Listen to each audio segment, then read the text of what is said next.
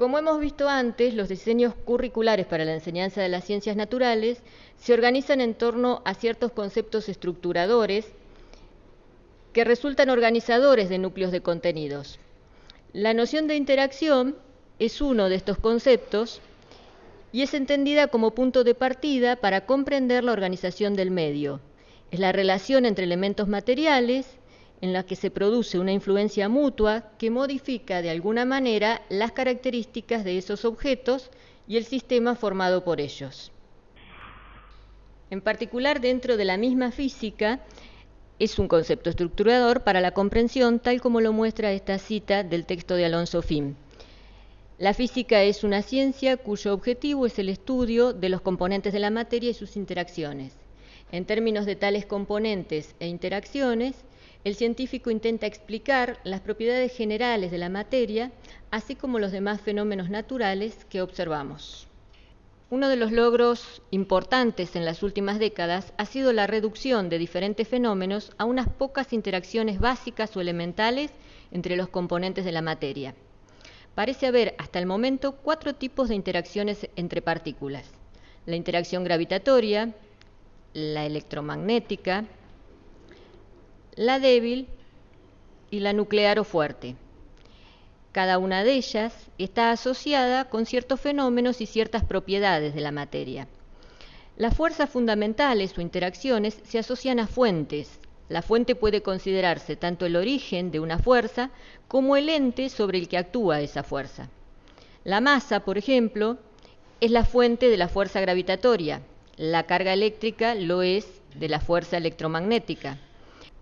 La carga de color, característica de las partículas llamadas quarks, es la fuente de la fuerza fuerte. Y la carga débil, la fuente de la fuerza débil. Podemos decir también que las fuerzas pueden ser solamente atractivas, como en el caso de la gravitatoria, o bien atractivas o repulsivas, como en el caso de la electromagnética. Esto depende de si la fuente es de un solo tipo, como en el caso de la masa, o de varios tipos, como en el caso de la carga eléctrica. Existen 2 tipos de cargas, positivas o negativas, o también como en el caso de la carga de color, donde existen 6 tipos de ella.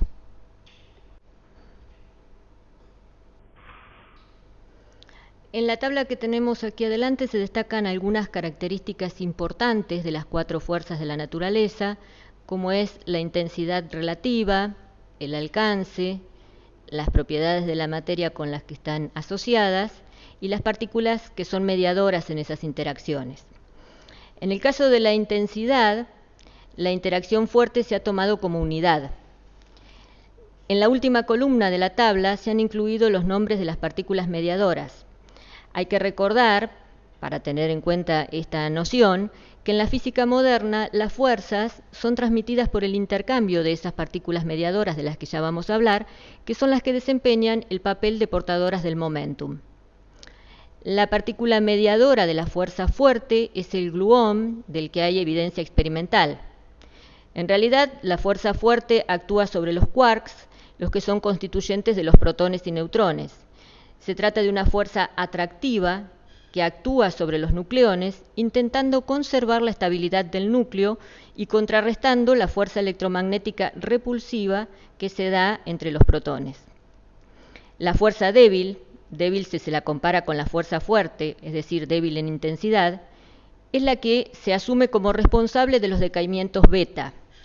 La partícula mediadora de esta fuerza es el bosón débil. En el caso de los fotones, que son partículas sin masa ni carga y que actúan como mediadores de la interacción electromagnética, el alcance de la fuerza que producen es infinito. Su evidencia fue puesta de manifiesto por Einstein en 1905, cuando explicó el efecto fotoeléctrico, atribuyendo propiedades corpusculares a la luz.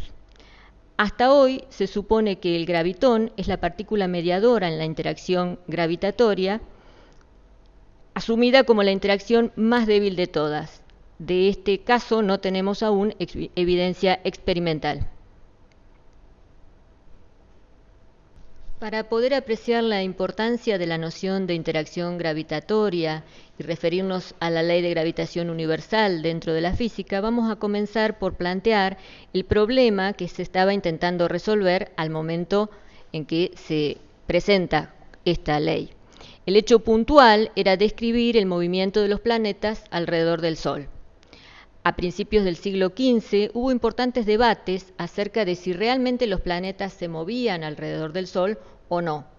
Fue Tycho Brahe el primero en proponer que una manera de dar respuesta a estas cuestiones era registrar las posiciones de los planetas en el cielo. Él mismo se ocupó de tomar tales datos durante años, confeccionando cuidadas tablas que fueron estudiadas por el matemático Kepler a la muerte de Tycho. Kepler fue capaz entonces de enunciar algunas leyes simples sobre cómo acontecía el movimiento planetario. En primer lugar, encontró que cada planeta se mueve alrededor del Sol describiendo una curva llamada elipse, con el Sol en un foco de esta elipse. La velocidad con que los planetas se mueven alrededor del Sol no es constante. La velocidad es mayor si el planeta está más cercano al Sol y es menor cuando se encuentra más alejado.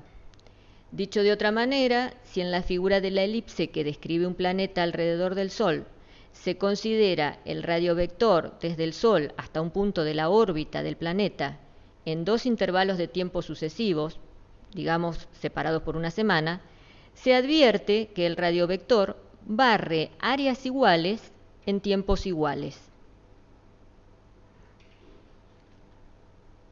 Un tiempo más tarde, respecto de la aparición de las dos leyes anteriores, Kepler estableció la tercera ley en la que vincula los períodos empleados por el planeta con la longitud del diámetro mayor de la órbita elíptica, conocido como eje mayor. Esta ley establece que los períodos de dos planetas cualesquiera son proporcionales a los cubos de los semiejes mayores de sus respectivas órbitas. Mientras que Kepler enunciaba estas tres leyes, Galileo estudiaba por su parte las leyes del movimiento y hacía un aporte importantísimo para comprender el problema de cómo es que los planetas giraban alrededor del Sol. Se trata del principio de inercia. Si algo se mueve sin que nada lo toque, se seguirá moviendo indefinidamente en línea recta y a velocidad uniforme. Fue Newton el encargado de complementar esta idea agregando consideraciones acerca de que el único modo de cambiar el movimiento de un cuerpo es usando una fuerza. Newton sostenía que cuando un cuerpo cambia su velocidad es porque una fuerza ha actuado sobre él. Además, si lo que cambia es la dirección en que el cuerpo se está moviendo, es a causa de una fuerza que ha sido aplicada lateralmente. Si no hubiera una fuerza actuando sobre los planetas, estos se moverían indefinidamente en línea recta según el principio de inercia. Pero este no era el caso, por tanto alguien debería estar ejerciendo una fuerza que cambiaba ese movimiento. Newton estimó que el Sol podría ser el responsable de la fuerza que gobernaba el movimiento de los planetas, y probó que cuando se barren áreas iguales en tiempos iguales, las desviaciones tienen que ser radiales. Por tanto, la consecuencia directa es que las fuerzas estaban dirigidas hacia el Sol.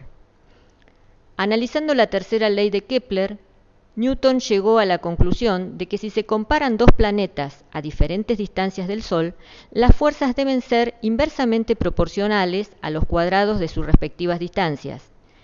Combinando el análisis de las dos leyes, Newton llegó a la conclusión de que debe haber una fuerza inversa al cuadrado de la distancia y dirigida en la línea que une sus centros. Estas consideraciones quedaron plasmadas, tal vez como la mayor contribución de Newton a la física, en la formulación, en 1666, de la ley de gravitación universal. Es decir, supuso que se trataba de una relación que podía extenderse de manera general y no solo para describir el movimiento de los planetas alrededor del Sol, sino para todos los cuerpos. Postuló así que se trataba de una relación universal en la que cada cuerpo atrae a los demás. Recién en 1687, cuando se publicó la obra Principia Mathematica, fue que apareció verdaderamente el enunciado de la ley. La mecánica clásica interpreta que dos partículas, por ejemplo 1 y 2, separadas por una cierta distancia r, interactúan entre sí a través de la acción de fuerzas que actúan sobre cada partícula en la dirección de la línea que une sus centros y en sentidos contrarios. Cuando estas partículas son masas, la fuerza que actúa sobre ellas viene dada por la fuerza de atracción gravitatoria que tenemos allí. Cuando son cargas eléctricas, es una fuerza eléctrica, y cuando son cargas eléctricas que se están moviendo, hablamos de la fuerza magnética. En la misma partícula pueden actuar simultáneamente las tres fuerzas antes mencionadas, siendo la suma vectorial de las mismas la fuerza resultante que actúa sobre dicha partícula. Cuando esta fuerza es diferente de cero, decimos entonces que la partícula se está acelerando y que hay variaciones en su velocidad. La idea de la acción de una partícula sobre otra separada de ella por una cierta distancia sin que medie nada entre ambas parece extraña. Por ejemplo, que el Sol tire de un planeta que gira a su alrededor a través de millones de kilómetros sin nada que los vincule es difícil de comprender. En realidad las fuerzas son mucho más complicadas que lo que indica la ley de gravitación universal y existe otra explicación que han elaborado los estudiosos de la física para interpretar el mismo suceso. Consiste en suponer que el Sol crea algún tipo de perturbación, crea una entidad que hace que cuando un planeta se sitúa en el mismo espacio, éste se sienta atraído. A esta perturbación es a la que se denomina campo. Se trata de un concepto que tiene un papel muy importante en la física actual y en lugar de pensar que la fuerza actúa sin que haya alguna cosa que sea mediadora de la interacción, en esta concepción moderna el campo está siempre presente en esa mediación. Para analizar la fuerza mediante el campo, se supone que si se tiene una masa m mayúscula y se coloca otra masa m minúscula en distintas posiciones A, B, C mayúscula alrededor de m mayúscula, debido a la interacción gravitatoria, esta masa m minúscula experimenta una fuerza en cada posición dada por la ecuación de la fuerza gravitatoria. Se dice que la masa m mayúscula produce una condición en cada uno de los puntos A, B, C, tal que cuando la masa m minúscula se ubica en estos puntos, siente la fuerza. Se dice que el campo C es la condición producida por m mayúscula y que F es la acción del campo sobre m minúscula y al mismo tiempo la respuesta de m minúscula al campo. La intensidad del campo gravitatorio C producido por una masa m mayúscula en un cierto punto se define como la fuerza ejercida sobre la unidad de masa colocada en ese punto, y este campo gravitatorio es entendido como un vector que apunta siempre hacia la masa que lo produce. De esta forma es posible asociar un vector a cada punto del espacio que rodea a la masa m mayúscula, de tal manera que la fuerza gravitatoria ejercida sobre cualquier masa colocada en esa región se obtenga multiplicando la masa de la partícula por la correspondiente intensidad del campo C. En caso de tener varias masas, M1, M2, M3, M4, donde cada una de ellas produce su propio campo gravitatorio, C1, C2, C3, C4, la fuerza total sobre una partícula de masa m minúscula en un punto dado P se considera como la suma de cada una de las fuerzas producidas por los respectivos campos. De allí la ecuación F igual m por C1 más m por C2 más m por C3 y así siguiendo. Consideraciones a la hora de planear la enseñanza de los dos modelos para comprender la interacción gravitatoria. Para pensar en la enseñanza de los dos modelos que la física asume hoy día a la hora de comprender la interacción gravitatoria, es preciso tomar en cuenta lo que diferencia y lo que liga a estos dos modelos. En la acción a distancia pensamos en masas perfectamente identificables. La acción acontece al mismo tiempo, en simultáneo diríamos. Es habitual tomar la idea de instantaneidad como sinónimo de simultaneidad. Pero no deberíamos perder de vista que si hablamos de instantaneidad, hay al menos un valor mínimo asociado para el tiempo. Esto es justamente lo que no pasa en el modelo de acción a distancia. La idea de un tiempo cero para que las dos masas se influenciaran mutuamente era esta idea rara de la que hablamos al momento de introducir la noción de campo. Fue lo que posibilitó a esos estudiosos proponer este modelo de campo. En esta idea, una perturbación viaja en el vacío, para el caso de la interacción gravitatoria, y una masa en un punto del espacio experimenta una fuerza gravitatoria porque en algún otro lugar una masa ha generado un campo gravitatorio que la influencia y viaja a través de él en el tiempo.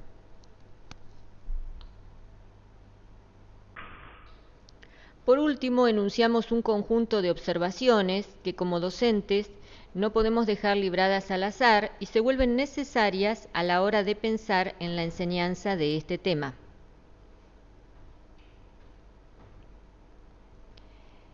En primer lugar, el carácter recíproco de la fuerza.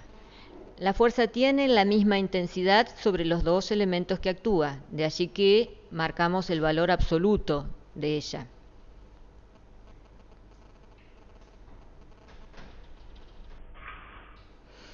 El carácter composicional. Podemos imaginar cuerpos u objetos en los que a la vez actúan diferentes formas de interacción.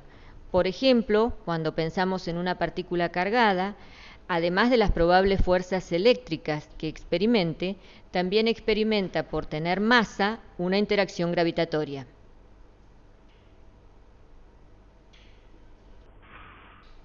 El carácter aditivo del campo gravitatorio. Varios campos actuando al mismo tiempo deben sumarse vectorialmente.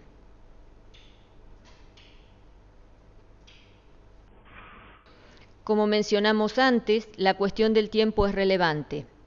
En el caso del modelo de acción a distancia, el tiempo es cero, no hay instante posible. Las cosas suceden al mismo tiempo, de manera simultánea. En cambio, en el caso del modelo del campo, pensamos una perturbación viajando, cuando menos, un breve instante de tiempo.